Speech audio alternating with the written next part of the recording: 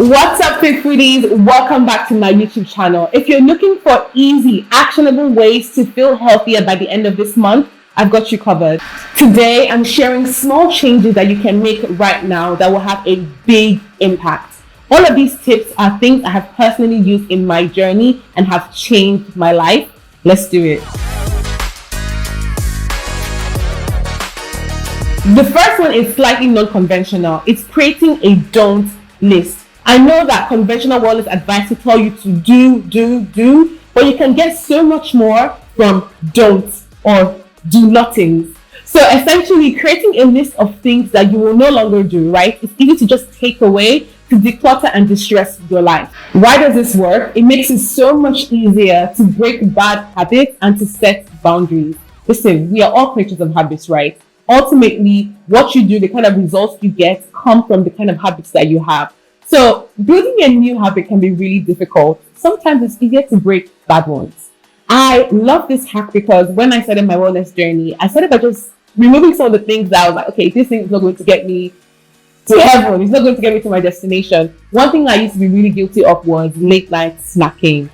I love a good snack, and like all my snack cravings will always just come in the middle of the night. And when I made the decision to be more intentional about my snacking, honestly, it just really changed my digestion. I could 100% say it also helped my skin feel clearer. And I just wasn't waking up feeling bloated.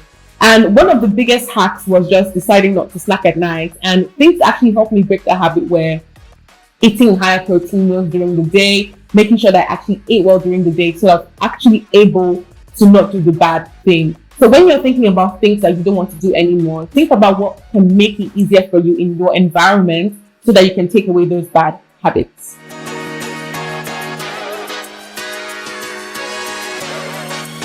Tip number 2 is for all of you girlies who love a good reward. I love a good reward, but you need to learn how to stop rewarding yourself with food items. This will actually change your life. Sometimes when you have a big win, maybe you made a promotion in your office, or maybe something just really good happened in your life and you want to celebrate, the first thought is always, where do we eat? What can I eat? It's cake, it's drinks, it's something that has to do with food. We all deserve to celebrate our wins. I'm a Yoruba girl, so you know that I love a good celebration. But we need to ditch this idea that food is reward. Yes, food can be celebratory, but it cannot be the only kind of reward. Think about getting yourself a new workout outfit, maybe a spa day, maybe book a travel ticket. You can find things other than food to celebrate your wins. When I hit a huge milestone, I like to celebrate by gifting myself something a little cute. I like a new workout outfit. I actually keep a wish list. So whenever I hit a milestone, I always go and be like, okay, which one am I getting? And I try to make sure that this list doesn't always just contain food. So the issue with this whole food as a reward system, it actually can be very emotional. Like people tend to tie a lot of their good feelings to food, and for the most part, it isn't necessarily bad, but it can become increasingly detrimental when you feel like the only way you can feel good is by eating. Food is great, but it's not that great. Okay, I know somebody's going to roast me for that sentence. My point being, enjoy food while you enjoy it, but also don't make it the pinnacle of your enjoyment. Food is not necessarily a reward. Don't make it one. There are other ways to enjoy and celebrate your wins.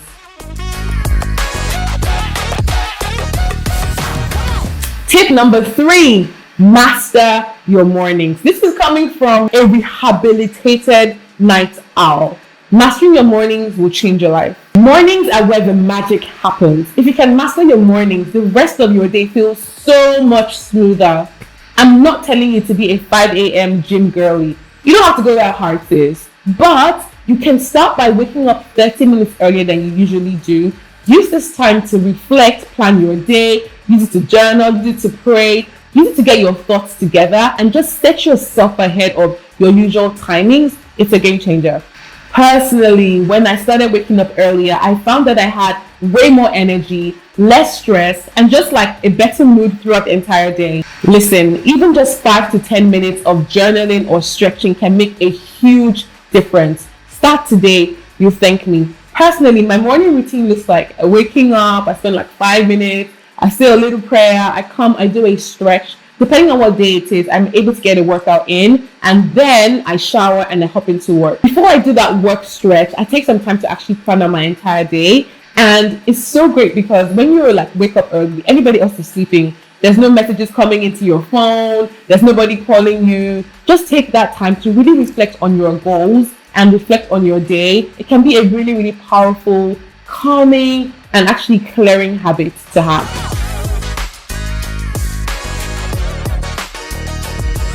Tip number 4, you've probably heard this before, but it's because it's true. You need to be prioritizing protein. So you need to be prioritizing protein in every single meal. Protein helps keeps you full, it builds lean muscle, and it supports your metabolism. For example, instead of reaching for a quick pastry or bread or cereal in the morning, try having some eggs, try having some yogurt, try having some salmon. Just find something that's high in protein and quick and easy to have. I noticed a huge difference in my energy levels and cravings when I started focusing on protein. And honestly, I'm not the only one. A lot of my clients have experienced the same benefits. And this is why I will continue to preach that high protein balanced meals are the way to go. And bringing into the next tip, which is so powerful if you want to make the most out of this month. Plan your meals. Do you know that just that decision making factor of, oh, what am I going to eat for lunch? What am I going to eat for breakfast? What am I going to eat for dinner? How often are we thinking these thoughts of what am I going to eat? It could be so powerful if you take 10 to 15 minutes once a week to just plan out your meals, right? Make sure that the fridge is stocked with all of the right things that you say you're going to eat. So when it comes to that decision making time of breakfast, lunch, or dinner, when you don't have time, you're not able to actually prioritize a healthier decision. It's a complete myth when we think that we'll be disciplined throughout. So we start making these goals, make these plans, and we're like, okay, my discipline, I won't eat this thing, or my motivation, I won't do this thing. The truth is that we always fall to the level of our habits. And as much as possible, you want to make it easy for you to make a good decision.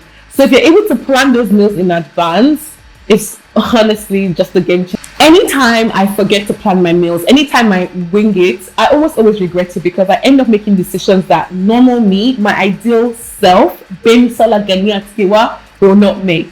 So the more you can plan, the better result you're able to get. I'm not saying that planning is going to solve all of your problems, right? But definitely, if you don't have a plan, then what do they say? If you fail to plan, you plan to fail.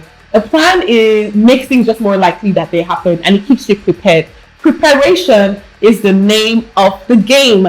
These are my 5 tips. Thank you so much for hanging out with me. Let me know which was your favorite tip and which one you're going to be including in your lifestyle. Subscribe for more videos like this. We post workout videos, I post food videos, I post talking videos.